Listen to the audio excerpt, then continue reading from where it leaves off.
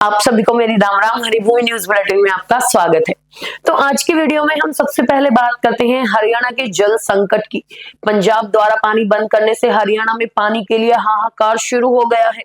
हरियाणा के कई जिलों में नहरों में पानी की कमी के चलते जल घरों का संचालन ठप होता जा रहा है। इससे पीने के पानी की व्यवस्था चरमरा गई है और लोगों को रोजमर्रा की जरूरतों के लिए संघर्ष करना पड़ रहा है। हिसार, सिरसा, फतेहाबाद, भिवानी, रोहतक और जींद जैसे जिलों में पेयजल संकट गंभीर होता जा रहा है। यहाँ के ग्रामीण क्षेत्रों में लोग टैंकरों से पानी मंगवाने पर मजबूर हैं, जिससे उनकी आर्थिक स्थिति पर भी असर पड़ रहा है। नहरों की नगरी कहने जाने वाले टोहाना के लगभग 150 गांव पिछले 5 दिनों से पेयजल संकट का सामना कर रहे हैं। स्थिति इतनी खराब हो गई है कि महिलाओं को पीने का पानी भरने के लिए 3 से 4 किलोमीटर तक पैदल जाना पड़ रहा है। नहरों में पानी कम होने से जलघर भी सूखने लगे हैं। कई जिलों में एक दिन छोड़कर घरों में पानी आ रहा है, तो कहीं पर 2 दिन बाद। मजबूरन लोग टैंकरों पर निर्भर हैं। 500 से 700 रुपए में एक टैंकर के लिए देने पड़ रहे हैं।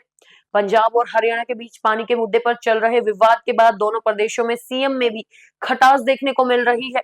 कल दोनों राज्यों के मुख्यमंत्री राजधानी चंडीगढ़ में एक मंच पर नजर आए। चंडीगढ़ में नशे के खिलाफ निकाली गई पैदल यात्रा के दौरान दोनों राज्यों के मुख्यमंत्रियों के अलावा प्रदेशों से राज्यपाल भी मौजूद थे।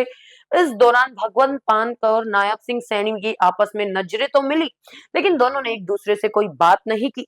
उधर जल संकट को लेकर चंडीगढ़ में सर्वदलीय बैठक चल रही है। हरियाणा निवास में हो रही बैठक की अध्यक्षता मुख्यमंत्री नायब सिंह सैनी कर रहे हैं।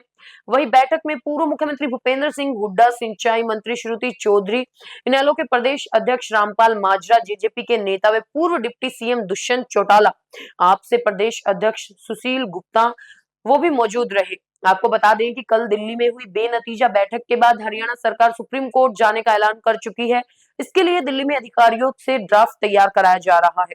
उम्मीद है कि आज शाम तक याचिका दायर की जाएगी। इसके अलावा बीबीएमबी शाम 5 बजे चंडीगढ़ में हरियाणा, पंजाब, हिमाचल और राजस्थान के अधिकारियों के साथ मीटिंग करने वाला है।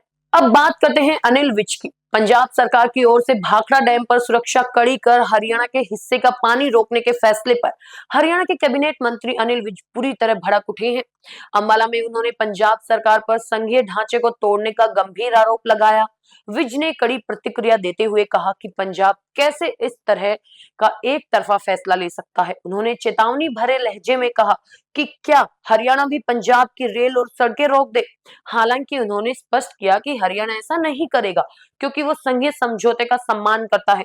विज ने पंजाब सरकार के इस कदम को निंदनीय बताते हुए कहा कि जिस पंजाब की संस्कृति प्यासे को छबील लगाकर पानी पिलाने की रही है, आज उसी पंजाब ने हरियाणा के लोगों के पीने का पानी छीन लिया। अनिल विज ने पंजाब सरकार को यह भी याद दिलाया कि जिस तरह उन्होंने हरियाणा का पानी रोका है, अगर हरियाणा भी बदले में पंजाब की रेल और सड़कें रोक दे तो उनका क्या हाल होगा। हालांकि उन्होंने तुरंत जोड़ा कि हरियाणा ऐसा कोई कदम नहीं उठाएगा, क्योंकि वो देश के संघीय ढांचे का सम्मान करता है और उसे मानता है। अब खबर रोहतक से। आईएमटी स्थित मारुति कंपनी में देर रात तेंदुए का रेस्क्यू कर लिया गया। वन विभाग की टीम ने तेंदुए को पकड़ने के लिए क्षेत्र में बकरी को बांध दिया था। साथ ही ड्रोन में जेसीबी की भी मदद ली गई। करीब 16 घंटे तक रेस्क्यू अभियान चलाया गया। तेंदुए को लेकर ग्रामीणों व कंपनी में काम करने वाले कर्मचारियों में दहशत का माहौल बना हुआ था। वन्य विभाग के अधिकारियों का मानना है कि तेंदुआ अरावली क्षेत्र से आया हुआ था और उसे वापस वहीं पर छोड़ा जाएगा। आपको बता दें कि कल सुबह मारुति कंपनी के कर्मचारियों ने प्रबंधन को सूचना दी थी कि दीवार के पास देर रात एक तेंदुआ देखा गया। जब कंपनी सुरक्षा अधिकारी ने सीसीटीवी चेक किया तो तेंदुआ नजर आया। इसके बाद इस बारे में वन्य विभाग व पुलिस को सूचना दी गई। मौके पर वन्य विभाग के अधिकारी पहुंचे और तेंदुए की तलाश शुरू कर दी। तेंदुए को पकड़ने के लिए ड्रोन की भी मदद ली गई। देर रात कर्मचारियों ने तेंदुए का रेस्क्यू किया।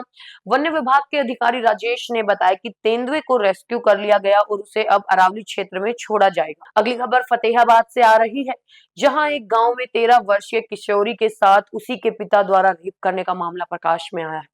पीड़िता की मां की शिकायत पर पुलिस ने आरोपी पिता के खिलाफ मामला दर्ज कर लिया। पिता अभी फरार बताया जा रहा है। जानकारी के अनुसार लड़की की मां पिछले 15 दिनों से अपने मायके गई हुई थी। इस दौरान घर में उसकी 13 वर्षीय बेटी और पति मौजूद थे।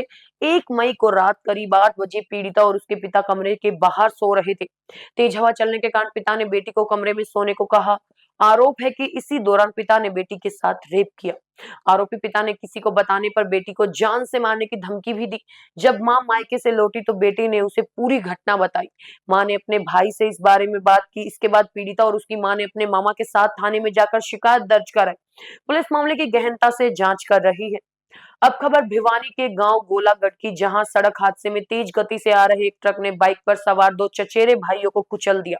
दोनों की मौके पर ही मौत हो गई। दोनों भाई भात भरने की रस्म पूरा कर अपने गांव लौट रहे थे, मगर एकाएक घटी इस घटना से खुशियां मातम में बदल गई।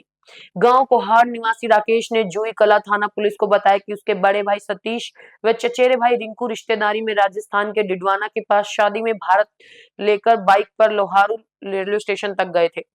देर रात तक तूड़े से भरे ट्रक चालक ने लापरवाही करते हुए बाइक को पीछे से टक्कर मार दी, जिससे रिंकू और सतीश ट्रक के टायर के नीचे कुचले गए, जिससे उनकी मौके पर ही मौत हो गई। चालक ट्रक छोड़कर मौके से भाग गया। पुलिस ने सिविल अस्पताल में शवों का पोस्टमार्टम कराया, उन्हें परिजनों के हवाले कर दिया। शिकायत के आधार पर ट्रक चालक के खिलाफ केस दर्ज कर जांच शुरू कर दी है। हरियाणा की ऐसी ही मुख्य खबरों से जुड़े रहने के लिए हमारे चैनल पर बने रहिए।